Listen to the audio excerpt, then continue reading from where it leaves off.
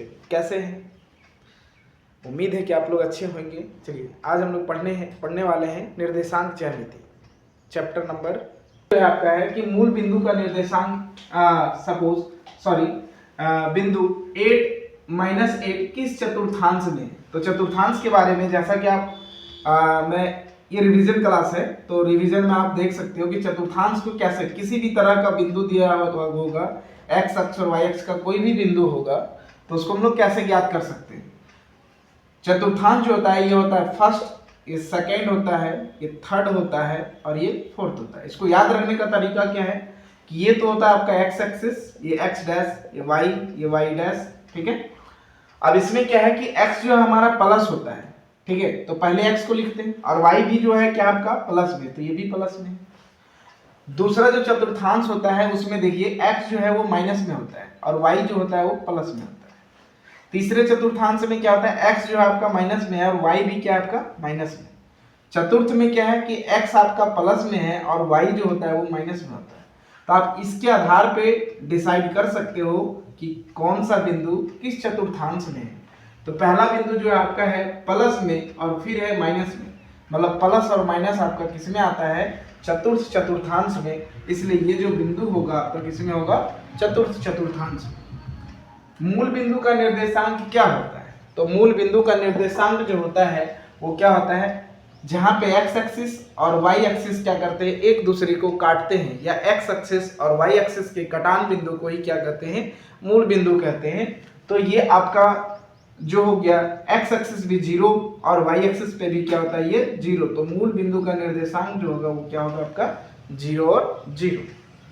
दो क्वेश्चन हो गया। थर्ड क्वेश्चन में बोल रहा है कि बिंदुओं 1, 2, 3 और 4, 1 के बीच की दूरी क्या है। अब यहाँ पे आपको दूरी सूत्र लगाना है, तो डिस्टेंस फार्मूला से हम क्या कर सकते हैं, ऐसे क्वेश्चंस को सॉल्व कर सकते हैं। तो दूरी सूत्र मान लेते हैं, इसको सॉल्व करने के लिए ये बन गया आपका थर्ड। ए दिया हुआ है आपका कितना, 2, 3, और बी है जो बिंदु यहाँ पे है, ये दिया हुआ आपका कितना, 4 और 1, ठीक है। यहाँ पे हो गया x1 बराबर 2 और x2 बराबर कितना हो गया, ये हो गया x1 और ये हो गया x2, तो x2 बराबर 4, y1 आपका हो गया 3 और y2 कितना हो गया आपका 1, ठीक है।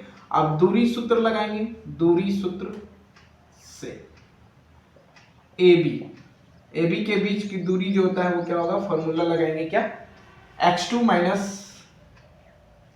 x1 का whole square plus y2 minus y1 का होल स्क्वायर।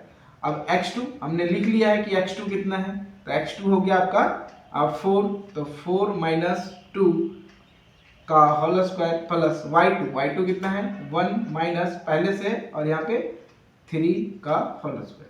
अब अंडर रूट करेंगे, 4 में से 2 गया 2 का होल स्क्वायर प्लस 1 में 3 गया तो कितना बचा -2 का होल स्क्वायर। अब यहाँ क्या कीजिए, 2 का होल स्क्वायर मतलब कितना हो गया 4 प्लस -2 का होल स्क्वायर मतलब भी 4। अब मतलब ये कितना हो गया आपका 4 + 4 8 हो गया, अंडर रूट 8, और 8 को क्या लिख सकते हैं 2√2, क्योंकि 2 को 2 इसको क्या कर सकते हैं, कैसे आए हैं, तो अंडर रूट क्या करेंगे 2 × 2 × 2 लिख सकते हैं, और इसमें से जो 2 पेयर बनता है उसको बाहर निकाल देते हैं, जो बच जाता है उसको अंदर रख देते हैं, तो इस तरह से आ जाता है आपका 2√2, है ना। तो इस तरह से क्या कर सकते हैं हम लोग, दूरी सूत्र से भी क्या करेंगे, इस टाइप के क्वेश्चन को बना सकते हैं। तो दूरी सूत्र आपको आना चाहिए, दूरी सूत्र आपको याद रखना है। इसमें याद रखने वाली बात यह है कि आपको दूरी सूत्र आना चाहिए। सबसे पहले क्या है कि आपको x1, x2, y1, y2 क्या होता है वो आपको लिख लेना है, बाकी फॉर्मूला बैठा के आप क्या कर सकते हैं, इसे आसानी से बना सकते हैं। चलिए नेक्स्ट क्वेश्चन देखते हैं। नेक्स्ट क्वेश्चन है कि x अक्ष पर वह बिंदु ज्ञात कीजिए जो 2, -5 और -2, 9 से समदूरस्थ है। समदूरस्थ का मतलब क्या हो गया कि समान दूरी पर है, अर्थात इस टाइप के क्वेश्चन भी अक्सर एग्जाम में पूछे जाते हैं। तो इसमें क्या है कि बोल रहा है कि x अक्ष पर वह बिंदु, कोई भी कभी भी ये ध्यान रखना है कि यदि x अक्ष पर पूछ रहा है तो हमेशा y का निर्देशांक जो होगा वो क्या होगा 0। यदि y अक्ष पर पूछ रहा है तो x बराबर क्या हो जाएगा 0, और अगर ये x अक्ष पर पूछ रहा है तो y बराबर क्या हो जाता है 0, ठीक है। तो बोल रहा है x अक्ष पर वह बिंदु ज्ञात कीजिए जो 2, -5 और -2 और 9 से समदूरस्थ है। तो मान लेते हैं कि a जो है वो क्या हो गया आपका 2 माइनस 5 और b जो है वो क्या हो गया आपका -2 और 9। ठीक है, और ये जो बिंदु है इसको मान लेते हैं p और इसका निर्देशांक अभी हमने क्या बोला कि x अक्ष पर पूछ रहे हैं, अर्थात x अक्ष पर y बराबर क्या होता है 0 और y अक्ष पर पूछेगा तो x बराबर होता है 0। तो यहाँ पे y का निर्देशांक x अक्ष पर पूछ रहा है, मतलब y जो होगा वो 0 होगा और x की जगह पे क्या लिखेंगे x। ठीक है, तो x ये p हो गया। अब बोल रहा है कि ये जो है वो दोनों क्या है आपस में समदूरस्थ है। समदूरस्थ का मतलब क्या हो गया कि दोनों बराबर दूरी पर हैं, जितना होगा pa उतना ही होगा आपका pb, ये दोनों समान डिस्टेंस पे है। तो इसे कैसे निकालेंगे, इस बिंदु का निर्देशांक ज्ञात करना है आपको। तो सिंपल है, सबसे पहले क्या करना है, यहां लिखेंगे चूंकि बिंदु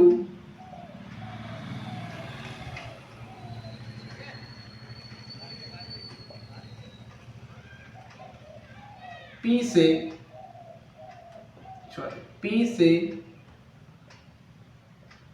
समान दूरी पर है, अतः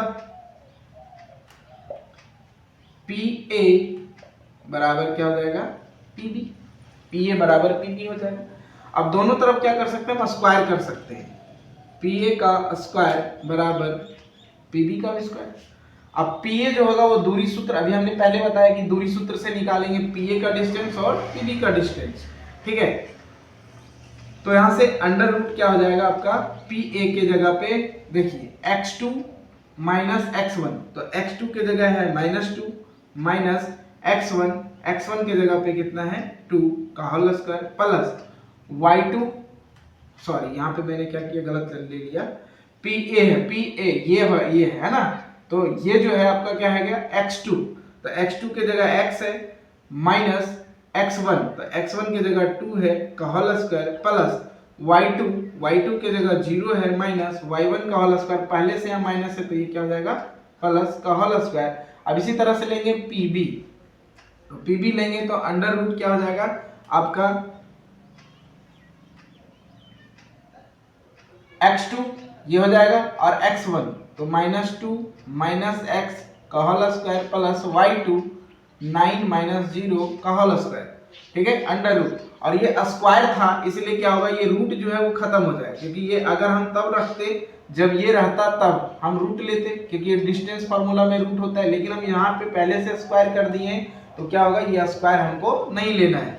अब यहाँ से सॉल्व कीजिए, x2 minus x1 x minus 2 का होल स्क्वायर, तो a माइनस b का होल स्क्वायर, a स्क्वायर होगा माइनस 2ab, तो 2ab मतलब यहाँ क्या हो गया 2 इंटू 2 4x प्लस b का होल स्क्वायर, तो 4 हो जाएगा प्लस यहाँ 5 का 0 प्लस 5 का स्क्वायर 25 बराबर। अब इधर देखते हैं, यहाँ भी हो जाएगा a स्क्वायर का मतलब हो गया 2 का स्क्वायर मतलब 4 माइनस 2 का स्क्वायर 4 माइनस 2ab, तो -2ab होता है तो यहाँ भी क्या हो जाएगा 2ab, 2 के जगह पे 2 हुआ और a के जगह माइनस और यहाँ भी b की जगह, तो ये प्लस हो जाएगा मतलब 4x यहाँ भी हो जाएगा, होगा 4x यहाँ और प्लस b स्क्वायर, तो b स्क्वायर की जगह 4x का स्क्वायर प्लस 9 माइनस 0 तो 9 का स्क्वायर 81।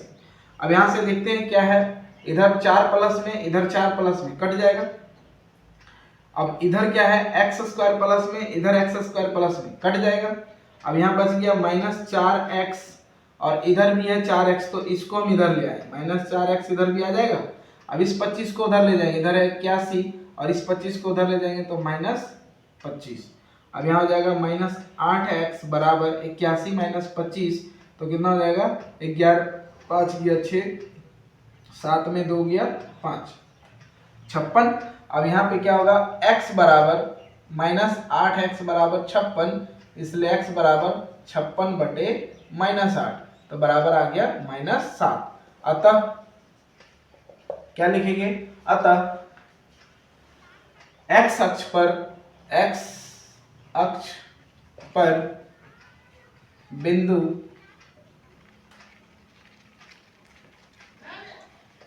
का निर्देशांक बराबर क्या हो जाएगा -7 और 0। तो इस तरह से क्या कर सकते हैं हम क्वेश्चंस को इजी वे में बना सकते हैं। आप इसे नोट कर सकते हो। नेक्स्ट क्वेश्चन जो है रब कर दूं, चलिए okay.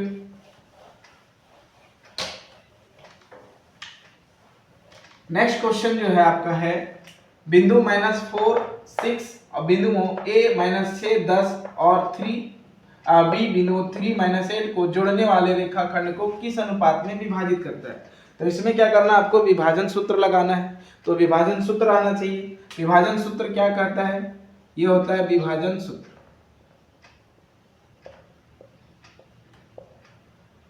x m1 x2 plus m2 x1 bye m1 plus m2 और y y का निर्देशांक जो होता है वो m1 y2 plus m2 y1 bye m1 plus m2। ठीक है, ये जो होता है विभाजन सूत्र होता है। अब इसी सूत्र का प्रयोग करके क्या करना है, हमें वो ज्ञात करना है अनुपात कि किस अनुपात में काटेगा। तो यहाँ पे देखिए बिंदुओं इतना को जोड़ने वाले रेखाखंड, ये सपोज मान लिए P, ये है रेखाखंड, ये हो गया P, तो इसका निर्देशांक -4, 6 और इधर जो दिया हुआ है A